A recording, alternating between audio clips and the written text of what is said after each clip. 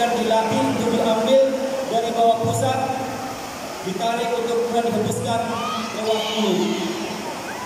Ini kata Seiying, salah satu kata yang sudah lebih tinggi lagi dari Saifa, yang memainkan banyak daci atau kuda-kuda, Shikodachi.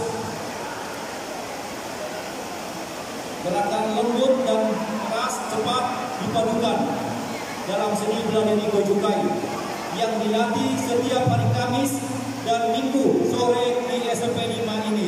Silakan mendaftar dan gratis pendaftaran. Nanti setelah masuk baru bayar.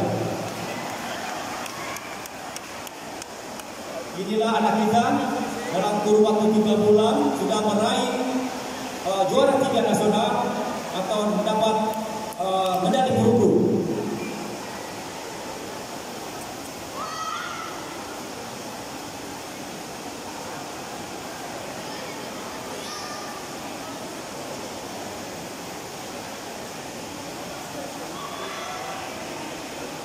Kalau ada teriakan atau kiai, itu adalah untuk memberikan spirit atau semangat dalam melatih atau latihan karate ini.